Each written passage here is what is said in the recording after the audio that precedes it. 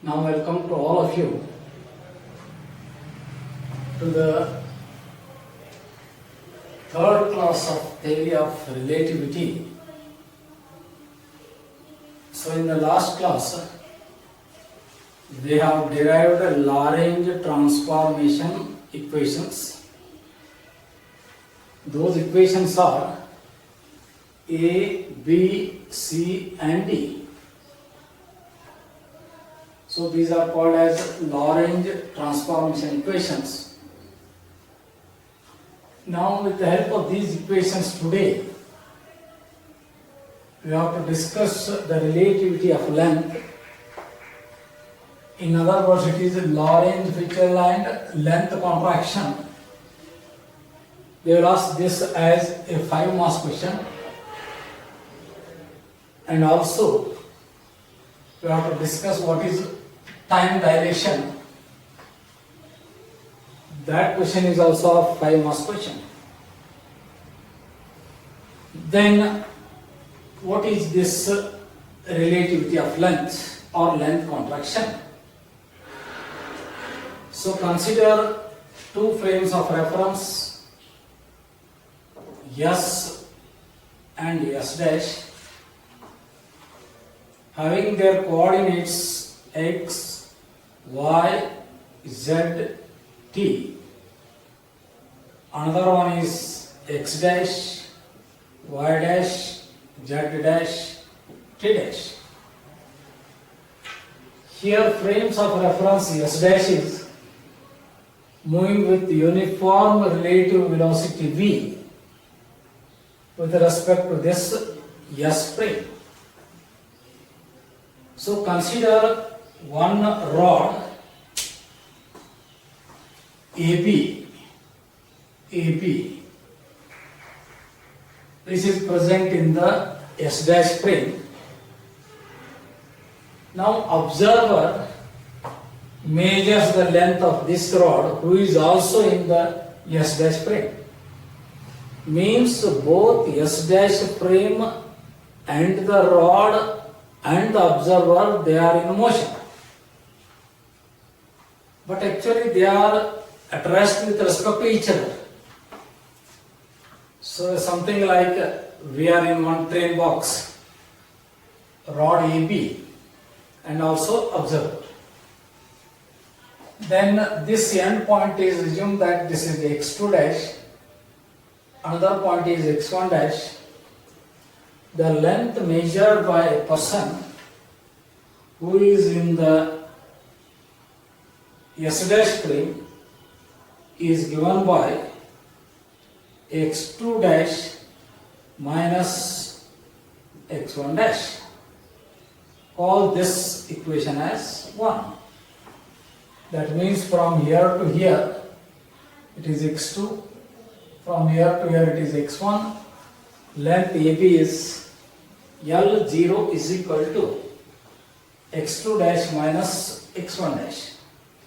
This length is called as proper length of the rod. Then what do you mean by that proper length? Assume that this is a rod, is at rest, myself is also at rest, means this frame of reference is in motion. If I measure the length of the rod, that length is called as the proper length. That means myself is at rest with respect to the rod. Rod is at rest, myself is also at rest. If I measure this length, it is called as proper length. Then another person is present in S frame. He also measures the length of this rod AB. Then for a person who is at S frame, the measured length L is given by, it is x2 minus x1. Call this equation as 2. Then we have the transformation equation. So x is equal to x dash plus vt dash divided by square root of 1 minus v square by c square. Therefore, I will write this as x2 is equal to, it is x2 dash minus vt dash plus it is plus vt dash divided by square root of, this is x2, square root of 1 minus v square upon c square. Similarly, your x1 is x1 dash plus v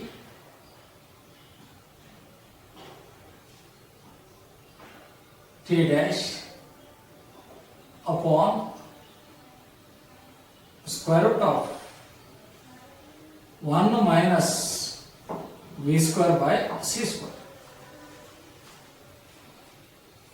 Then substitute this x2 and x1 in equation 2.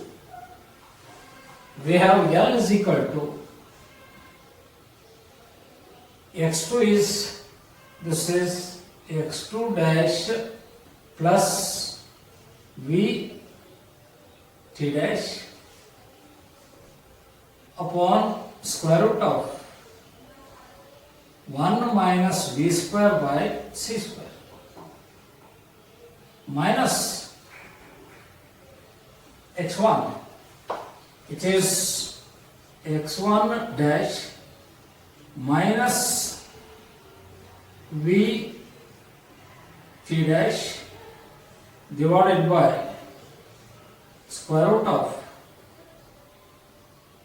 this plus becomes minus now, square root of 1 minus v square by c square. Then this is plus vt1 and this is minus vt1. So your L is equal to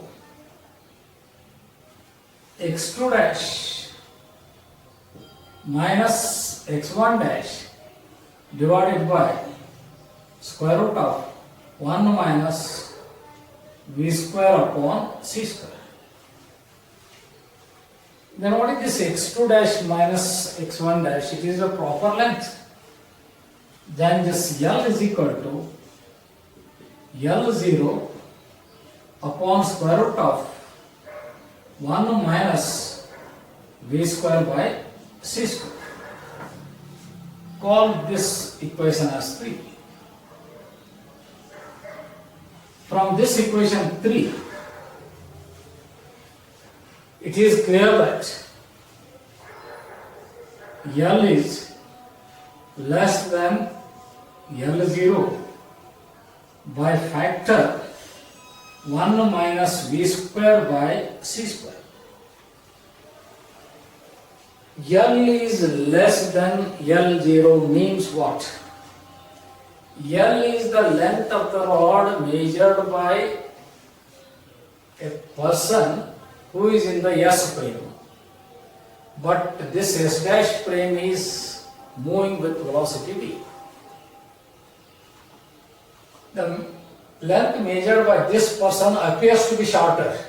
This is the meaning. Appears to be shorter. Means assume there are two identical rods, AB, and this is AB. A person from S dash observes the length of the rod AB is contracted. And if a person from S frame observes this AB, for him also it appears to be contracted. Means it is, length is decreased. That means contraction is reciprocal. The contraction is reciprocal. For him it appears to be shorter, for him also this appears to be shorter. It is called as reciprocal. For example, consider two frames of reference. One frame of reference is at rest, and in that frame of reference there are two shapes, one is square and another one is circle. Then another frame of reference moving with uniform velocity v, and a person from this frame of reference, that is moving frame of reference, observes this square and circle. For him they appears to be rectangle and ellipse. So same thing happen if this is at rest and this person is in motion observing this rectangle and ellipse. For him it appears to be square and circle.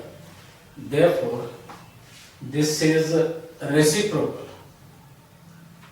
means this relativity of length is reciprocal. After this, let us study what is this time dilation. So once again, to study this time dilation, consider two frames, S and S dash. You know this S is at rest, having its orthogonal coordinates X, Y, Z and T. Another frame S dash is in motion with uniform velocity V. Its coordinates are X dash, Y dash, Z dash and T dash. And this S carries one clock. It carries clock. And some event occurs here. At one position, assume that cracking takes place at that point. At exactly T1 is equal to, assume that at 11 a.m. That means a person who is in this frame observes the clock, it shows at 11 a.m. suddenly cracking takes place. Then another event also takes place at the same point. Say, assume that this takes place at 11:30. This takes place at 11:30. Then time interval between these two events, delta t, is equal to T2 minus T1. Call this equation as 1. This delta t is called as proper time interval between two events. What is proper interval between two events? This is the time interval between two events occurring at the same point with respect to the frame of reference. That means point is here, first event takes place at the same point, second event also takes place at the same point, and clock is in the same frame of reference. The two events occurs at T1 and T2. This delta t is called as proper time interval. That means this is the time interval measured between two events at the same point with respect to the frame of reference. Then assume that in S dash frame is also there is a clock, and these two events are measured from that S dash frame.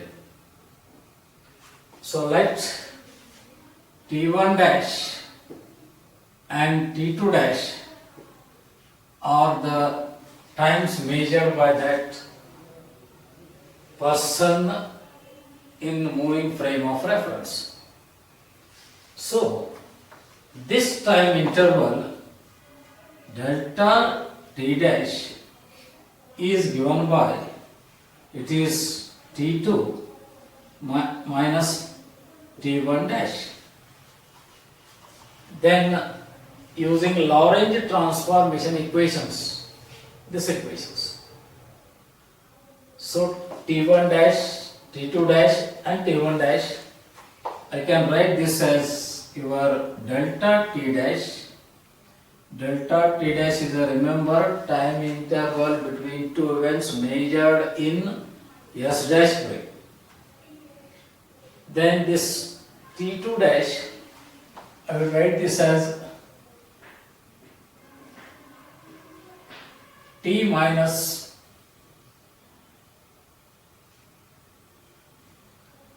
Vx upon c square. It is t2 means it is delta t, it is t2. It is t2 minus Vx upon c square divided by 1 minus V square by c square. Then minus, now we write the same equation for t1. It is, we want what is t1 dash, that is t1 minus Vx upon c square divided by square root of 1 minus V square by c square. Then this minus into minus becomes plus and this get cancels. Finally what we get is, this is delta t dash is equal to, this is t2 minus t1 upon square root of 1 minus V square upon c square. Or this equation can be written as, this is delta t dash, you know this t2 minus t1 is delta t, and divided by square root of 1 minus V square by c square. Call this equation as 2. From this equation 2, we have this factor 1 minus V square by c square is greater than 1. Since this 1 minus V square by c square is greater than 1, definitely from this equation 2, delta t is greater than delta t dash. Delta t is greater than delta t dash means time interval at a given point in S dash frame is long, appears to be longer or dilated. Time interval delta t dash at a given point in S dash frame appears to be longer or dilated by the factor 1 upon square root of 1 minus V square by c square to the observer in S frame. This phenomenon is called time dilation. So time interval delta t dash in s dash frame at a given point appears to be longer or dilated by the factor 1 upon square root of 1 minus b square by c square to the observer at S. So this phenomena is called as time dilation. And this time dilation is also a reciprocal. This time dilation is also reciprocal means now if S dash is rest, S is in motion. This frame of reference is in motion and this reverses. Means time dilation takes place in S frame. So in other words, a moving clock, assume that one clock in the S dash frame is in motion, advances or shows time much more slowly than the clock at rest. So moving clock advances always very slowly compared to the clock at rest. This time dilation explains one of the phenomena known as twin paradox.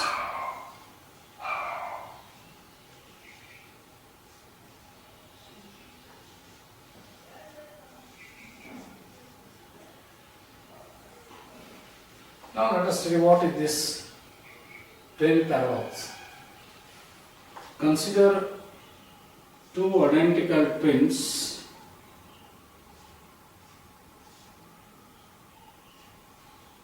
lying on the surface of the earth.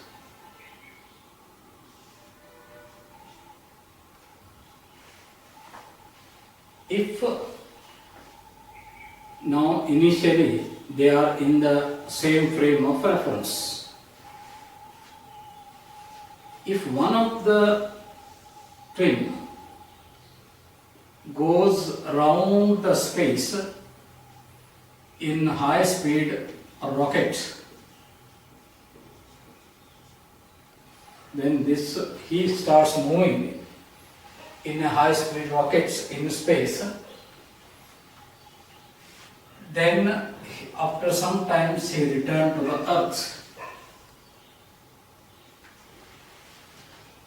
and he found that he is younger than this fellow. So why? So his aging process, we know that what it is. If a frame of reference is in motion, then clock in that frame of reference advances very slowly. So time shown by that clock is less. This happens because during the process he is traveling in the rocket, his process of aging gets slowed down. His process of aging gets slowed down. Because of that, he appears to be younger than a person who is at rest. This phenomenon is called as twin paradox.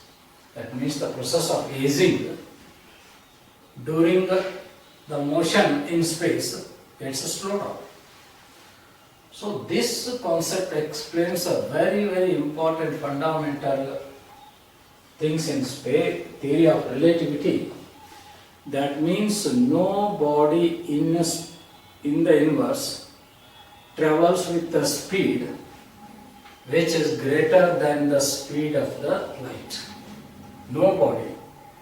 Otherwise, if it travels with a higher speed, his aging gets stops. That cannot happen. Therefore, it concludes that no body in the universe travels with a velocity greater than the velocity of the light. Then after this, we should know relativity of time.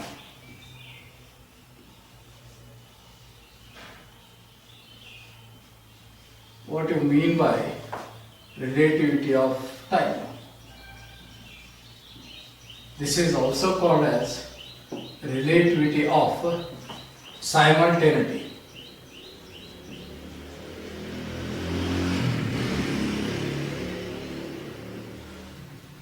Let us see what is this relativity of simultaneity or relativity of time. See, consider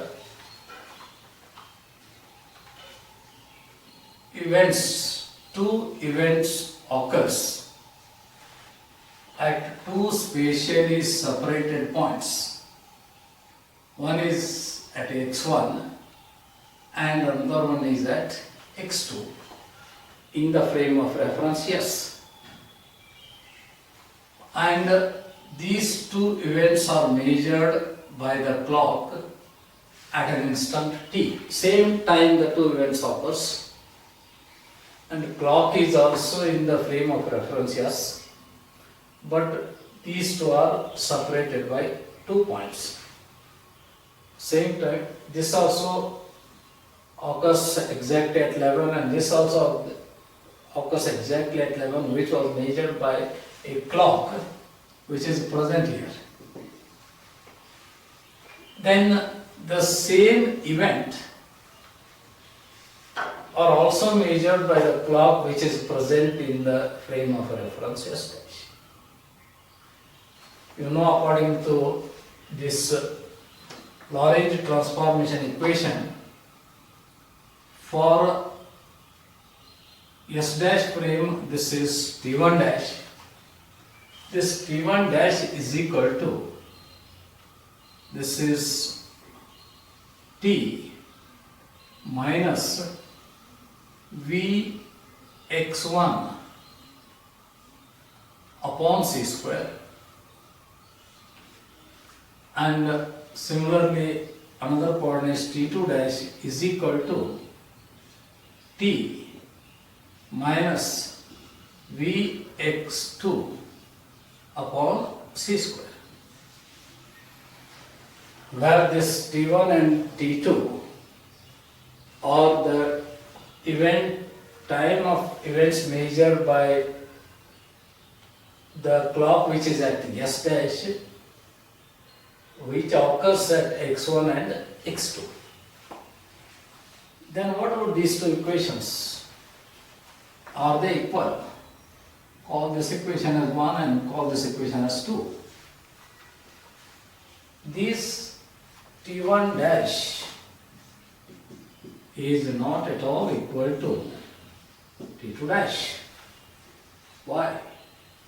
Because x1 is not equal to x2. T1 dash is not equal to T2. That means the two events measured by the clock at S dash is not simultaneous, not at the same time. But this clock measures at the same instant of time t. This cannot measure at the two events which occurs at the same time simultaneously at t, because the points are spatially separated. One is at x1 and another one is at x2. This proves that simultaneity is not at all an absolute quantity. It is varied. Simultaneously means same time.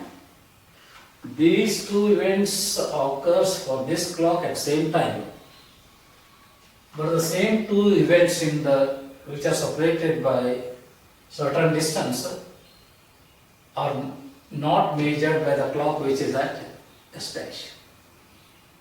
Because we have proved from this Lorentz equation T1 dash is not equal to T2, therefore simultaneity is not at all an absolute quantity. If in the examination prove that simultaneity is not at all an absolute quantity, that will be a 5-mark question, and you have to write, consider two frames of reference, S dash and S, and events occurs in a frame of reference S at a time t.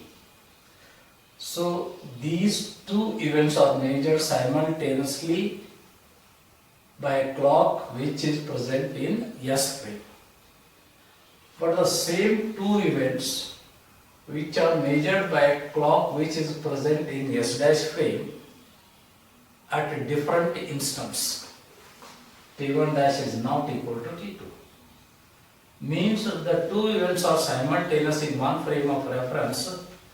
The same two events are not simultaneous for another frame of reference. The same thing happens if it reverses. Again, it is a reciprocal. Therefore, which concludes that, so very important concept in theory of relativity, no material body can travel with a velocity greater than the velocity of the light. Next we have to study law of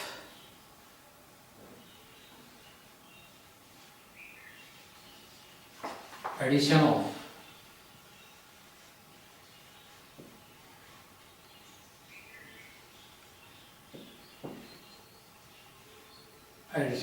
velocities.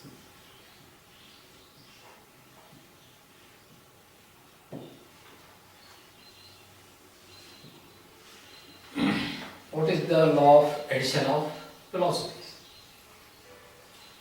Once again, consider two frames of reference, S and S dash. S dash is moving with velocity v along the positive of x direction. And consider one particle moving along the common positive x-axis. The velocity of the particle measured in S frame is u is equal to dx upon dt, and the same particle continues to move along x direction. Its velocity measured is u dash is equal to dx dash upon dt dash. Then you know that your x is given by x dash plus vt dash upon square root of 1 minus v square upon c square, and this t is given by, this is t dash plus vx dash upon c square divided by square root of 1 minus v square by c square. Differentiating these two equations with respect to time, this is dx upon dt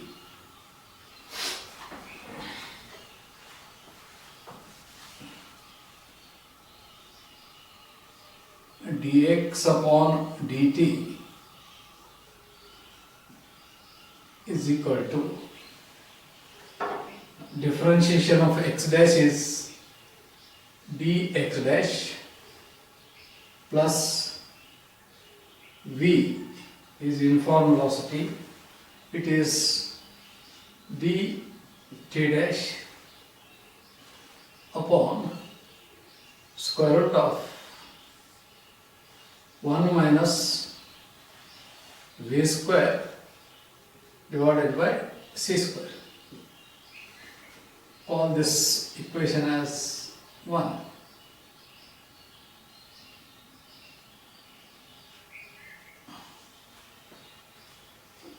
But your dx, then another one is dt. Differentiation of this is equal to dt dash plus, it is not dx by dt, it is dx. Cut.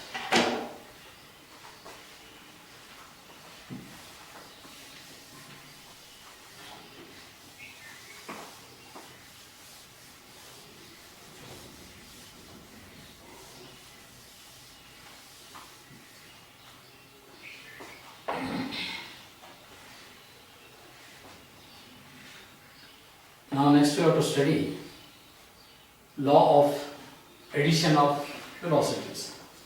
That is law of addition of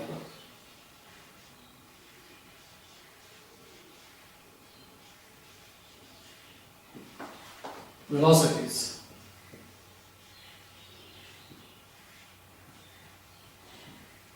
They will ask this as a 5 marks question. So for this law of addition of velocities, once again consider two frames S and S dash. S dash is moving with uniform velocity v along the common positive x-axis. Suppose a particle is moving along the common positive x-axis. Its velocity measured by S frame is u, and which is measured by S dash frame is u dash. That means u is the velocity of the particle in S frame, and the same velocity is measured by S dash is u dash. Then velocity is u is equal to, it is dx upon dt, and u dash is equal to dx dash upon dt dash. You know that this equation, this is x is equal to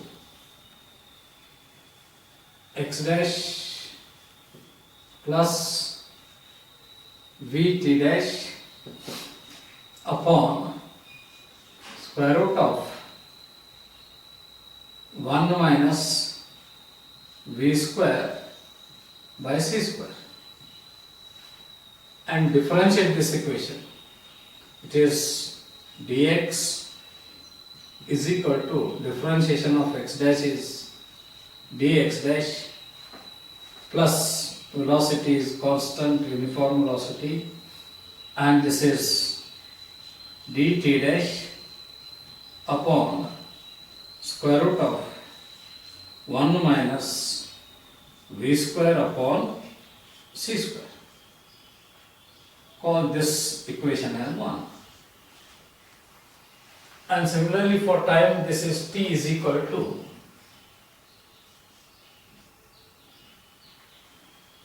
this is t dash plus vx dash upon c square divided by square root of 1 minus v square divided by c square. Then differentiate this equation. This is dt. You are getting this as dt is equal to dt dash plus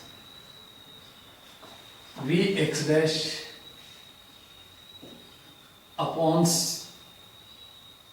c square v dx dash, it is dt dash.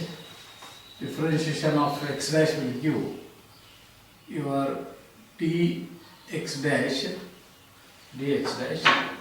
by c square whole divided by, this is a constant quantity, 1 minus v square by c square. Call this equation as 2. Dividing 1 by 2. So this denominator 1 minus v square by c square, that 1 minus v square by c square gets cancelled. Then this is your dx upon dt. Dx upon dt is equal to, here it is dx dash plus v dt dash, this one, divided by this one, dt dash, then plus v dx dash upon dt upon c square, it is dx dash upon c square.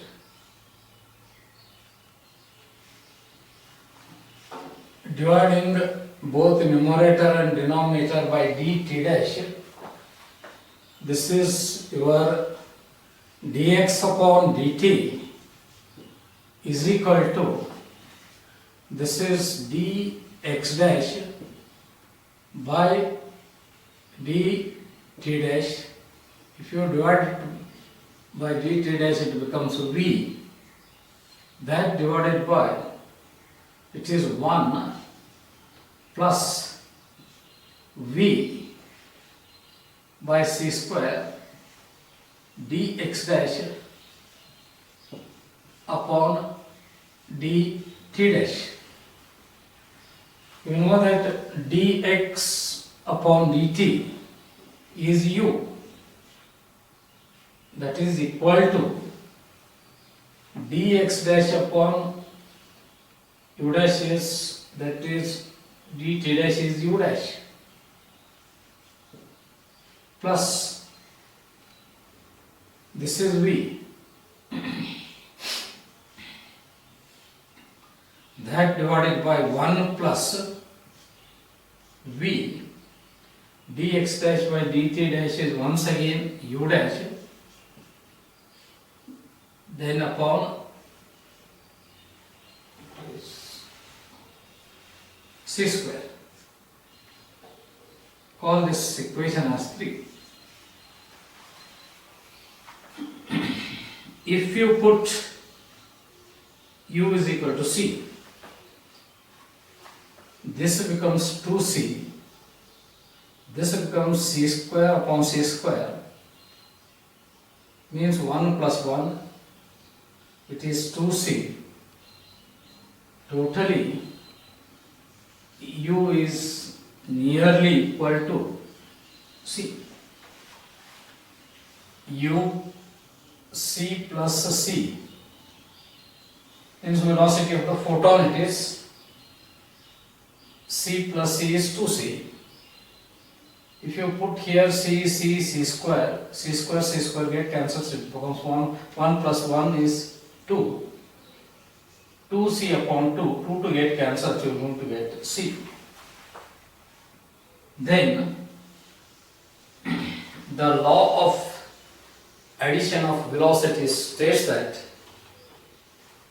the addition of any velocity to the velocity of the light c reproduces merely the velocity of the light. The law of addition of velocities of the light states that addition of any velocity to the velocity of light merely reproduces the velocity of the light. That means the light attains the maximum attainable velocity is velocity of the light. So for any body, the maximum attainable velocity is the velocity of the light. So let us consider this equation 3. Then the first note is, for this law of addition of velocities, we have to study some note.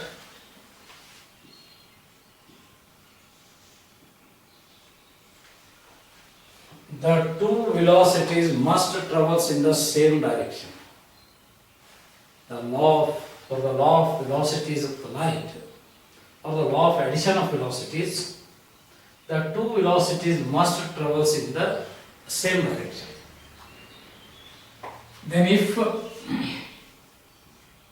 v is very much less than c, if v is very much less than c, this equation turns out to be classical equation. Then third one, you can express u dash in terms of u. How can you express it? If it is u dash